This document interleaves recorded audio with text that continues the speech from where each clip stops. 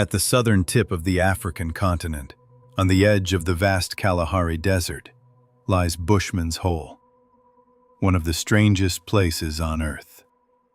From the outside, it may look like nothing more than a small moss-covered pond at the base of a rising cliff. But, in reality, it is a freshwater cave plunging 282 meters deep. After recent explorations, it continues to hold its place as the third deepest freshwater cave known to humankind. Its entrance is a narrow opening at the top, but about 20 meters down it widens dramatically like an upside-down cylinder to a width of around 122 meters. In this otherworldly environment, much like the cold, unforgiving void of space, a single wrong step can be instantly fatal. So far, only 6 people have successfully passed the 250-meter mark here. One of them was David Shaw. When David descended deeper than almost anyone had ever gone, he discovered the body of a young man who had gone missing 10 years earlier. On his second dive to recover that body, what happened was both incredible and deeply tragic. To witness what took place on that ill-fated day, we descend into this mysterious underwater cave beneath the African desert. Bushman's Hole has always offered fearless divers an irresistible challenge. In 1994, it drew in a 20-year-old cave diver named Deon Dreyer, whose search for excitement led him there. Deon had already logged about 200 dives when he joined an expedition organized by the experienced South African diver Nuno Gomes. The plan was to descend to roughly half the cave's depth. Although his mother begged him not to go, Deon was filled with the kind of bold, death-defying confidence unique to cave divers, and he didn't want to miss the chance. On December 17, 1994, he joined the group for a trial dive. But when the dive ended and the others surfaced, Deon was not among them. He never made it back to the surface. No one knows for sure what killed him, but the best guess is that he suffered deep water blackout caused by a buildup of carbon dioxide. 2 weeks later, several failed attempts were made to recover him, both by divers and even a small submarine. But all they found was his helmet. For years, 10 years after Deon's death, in October 2004, David returned to Bushman's Hole with his highly skilled friend Don Shirley. While Don stayed higher up, David pushed deeper, eventually reaching the cave floor. There, about 15 meters to his left,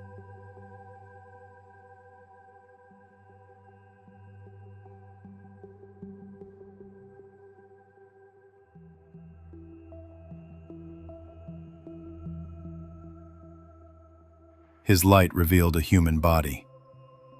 When he swam closer, he realized it was Deon. But after 10 years, the body had become embedded in mud and silt. David, already past his planned bottom time, tried to free him but couldn't. Before ascending, he quickly tied a cave reel to Deon's tank so the body could be found again, and then began the long, slow journey upward. Nearly 10 hours later, David and Don surfaced. They immediately contacted Deon's family, promising to return and attempt a proper recovery. If successful, it would become the deepest body recovery operation in diving history. That dive also made David an international name, hailed as an extreme diving champion for daring to descend nearly 270 meters. But deep diving carries immense dangers. Every 10 meters you descend, the risks double. Divers face nitrogen narcosis, also called the rapture of the deep, which can suddenly make them feel intoxicated, impairing judgment and coordination. Another major risk is decompression sickness, or the bends. Ascending too quickly prevents gases in the body from being safely released, creating bubbles in the bloodstream that can be fatal. For this dive, David and Don used closed-circuit rebreathers, which recycle part of the breathing gas, unlike open-circuit scuba systems. This technology allowed them to stay underwater longer, but even then, they carried 6 tanks each. The real challenge was not going down, as Deon's fate had shown, but making it back alive. The recovery plan was carefully prepared.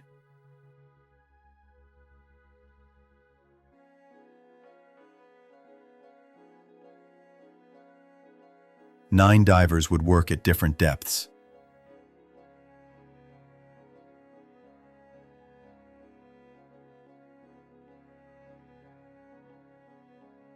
Oxygen tanks were staged along the route.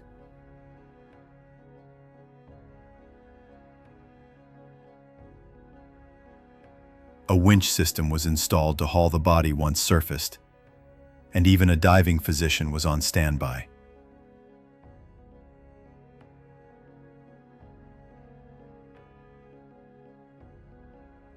For the body, forensic experts advised that only bones might remain. So a special drawstring recovery bag was designed.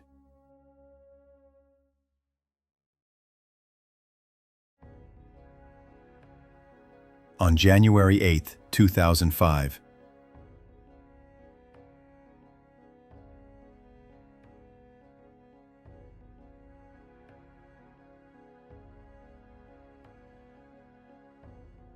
I really must emphasise that the most important person on the dive is you. Okay? It's not me. For me, the most important on the dive is me. Okay? You must look after yourselves. If you have a problem, you deal with your problem and forget about me. It cannot be any other way. Okay? It's better to have one person dead than 2. Okay? It's as simple as that. Yeah. Simple. Okay? If Dave doesn't make it, if I don't make it, we stay there. That's the end of the story. Yeah, oh yeah, that's a given. End of the I need to story. say We it. don't want to be recovered. It's not an issue.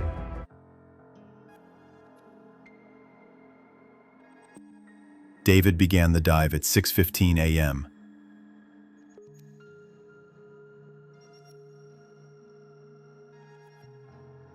wearing a helmet-mounted camera.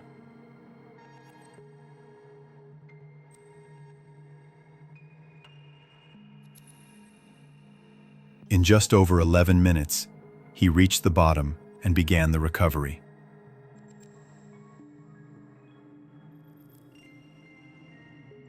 "13 minutes later, dawn entered, descending to their planned rendezvous point at 220 meters. But at 152 meters,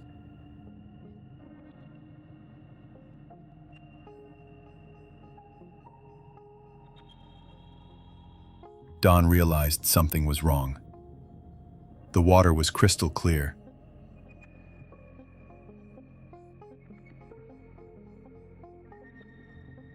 And he could see David's light far below, but it was motionless.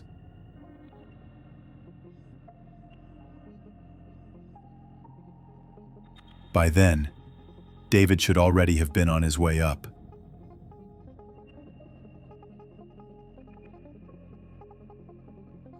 There were no bubbles, no movement.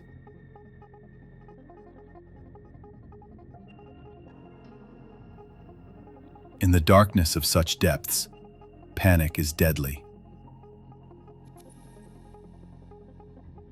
Don tried to stay calm, but he knew what an unmoving diver meant.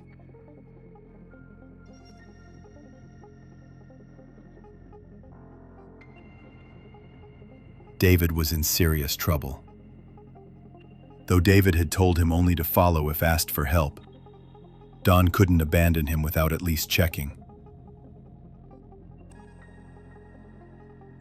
He descended farther than ever before, reaching 254 meters, where he suddenly heard a loud explosion. The regulator on his left arm had burst under the immense pressure.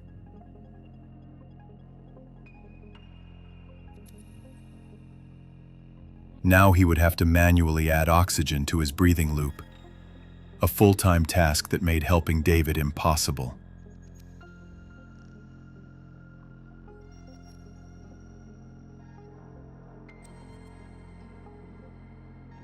Believing David was already gone, he began to ascend. But his troubles worsened. Too much oxygen left him woozy.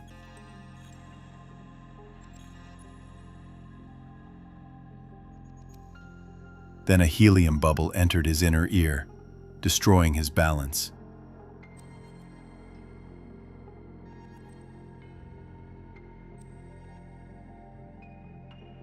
He spun uncontrollably, lost his sense of direction.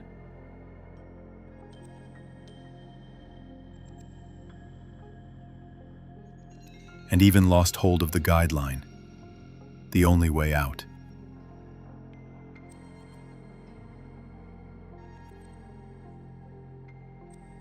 By sheer luck, he managed to grab it again before drifting into.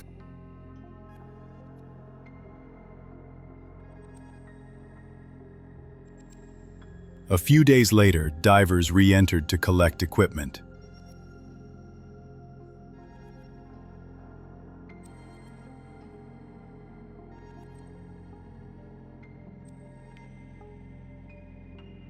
At just 30 meters beneath a rock ledge, they found both David and Deon's bodies together, still attached by the line.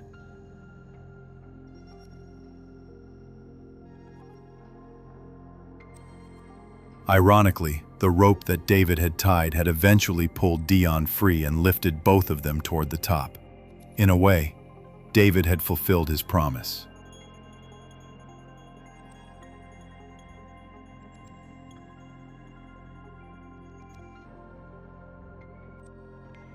Though it cost him his own life, Deon's remains were finally returned to his family after 10 years.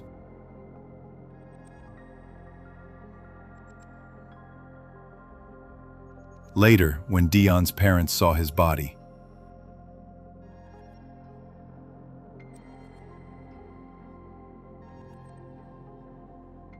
they were shocked to find it almost fully preserved, not just bones.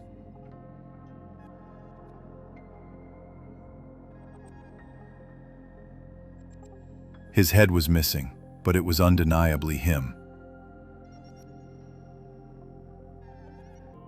They felt at peace.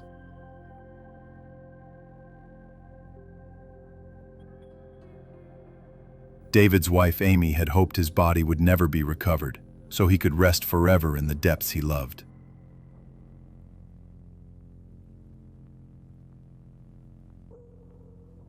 When she learned he had been found, she decided his ashes should be scattered in South Africa, the country he adored. David's dive was an act of immense bravery, noble, but also tragic.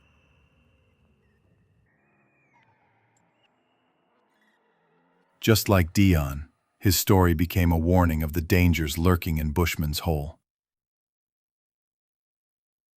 But it leaves us with a haunting question. Was it worth risking his life for someone who had already been gone for 10 years, after all previous rescue attempts had failed? Don't forget to share your thoughts in the comments and to like the video.